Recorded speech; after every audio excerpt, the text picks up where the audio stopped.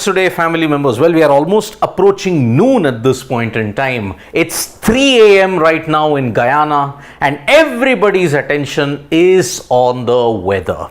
What is going to happen in Providence, Guyana on the day of the final, which is going to happen tomorrow? Because India versus England, South Africa versus Afghanistan. These are your two semi-finals that's going to happen. And as far as the India versus England semi-final is concerned in Providence, Guyana, well, here is the news. Until 6 a.m. there is rain predicted. But because Providence has a wonderful drainage facility, that is why the ground will be ready in quick time. But 10 a.m. to 11 a.m. this is when there is a chance of rain. Close to 59% to 66% chances of rain is going to happen in Providence, Guyana. And because of all of this, you might see the match getting delayed. Now there are new playing conditions in that. What is it? 4 hours and 10 minutes of allowance. 8 o'clock when the match is expected to start. Afterwards, you have an allowance of 4 hours and 10 minutes. Then only overs will start to reduce because there is no reserve day.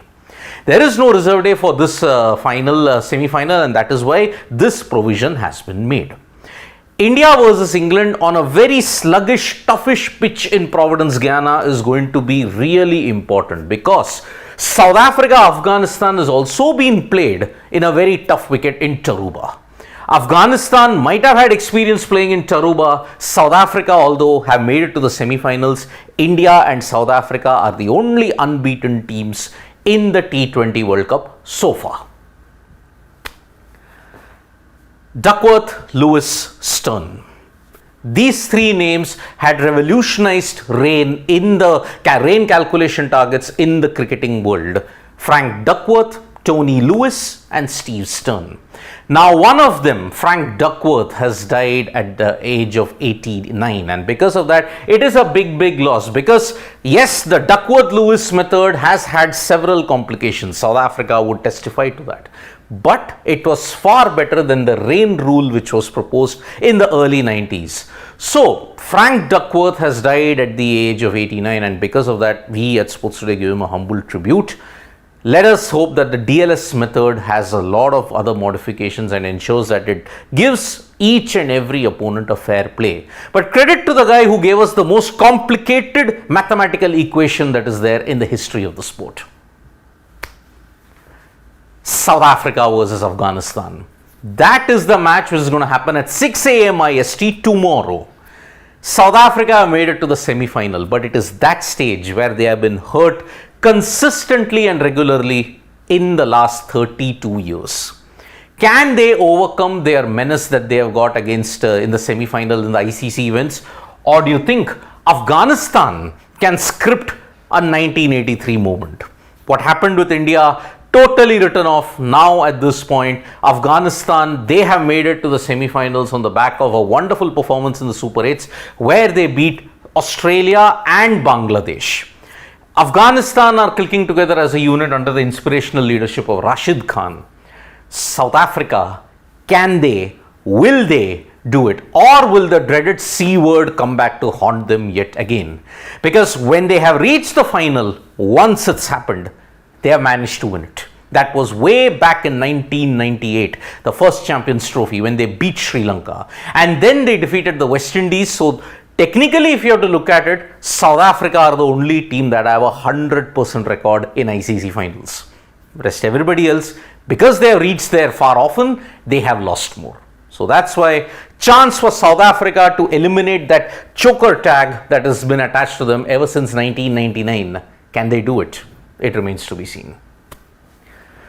After a lot of drama, after a lot of twists and turns, Hanuma Vihari is back and committed to Andhra Cricket Association because whatever happened last year, whatever happened in the Ranji season was absolutely disgraceful, and Hanuma Vihari said he had absolutely nothing to do with Andhra cricket. He had sought a no objection certificate and he got it.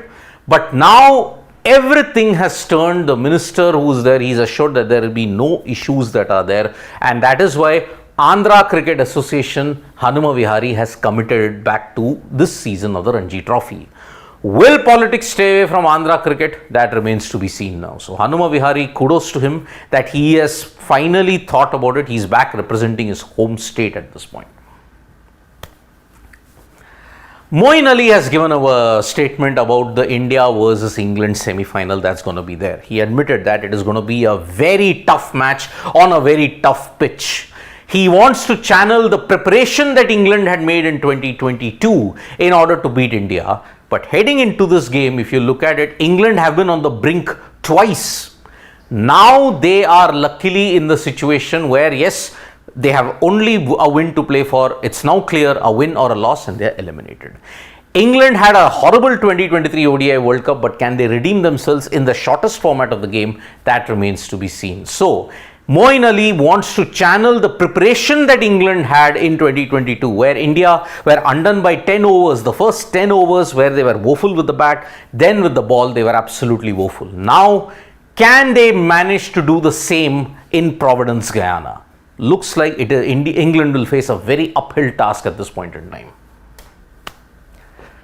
After winning the WTT contender event in Lagos, and that too not one but two titles, Shrija Akula is India's #1 in table tennis, and she's now risen to a world ranking of 24, which is phenomenal when you look at it. So it has been a great month for Shrija Akula when she has managed to not only become the India #1 but win 2 medals in the WTT contender event in Lagos. Heading into the Paris Olympics, table tennis probably the jinx might be broken, but it is still an uphill task.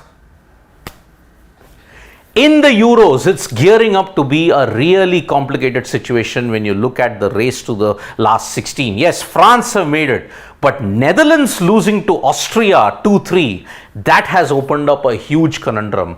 Austria have topped the group that included France and Netherlands, and that itself is a noteworthy achievement for them. So it is a huge feat indeed that Austria have managed to achieve. Now Netherlands are mathematically, if you look at it, they might be in a good position.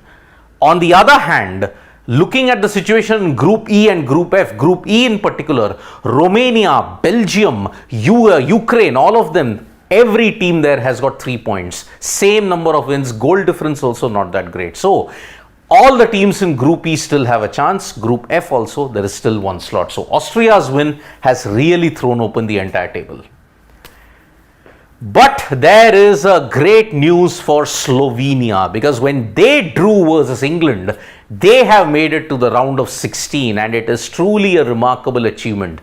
Denmark and Slovenia, it's a very remarkable situation because both the teams have the same number of points, same number of goal difference, but because Denmark qualifying, European qualifying, they were ranked higher and Slovenia were ranked below. That is why Slovenia and Denmark have both managed to make it. But it's a proud moment for Slovenia when they managed to hold England for a 0-0 draw.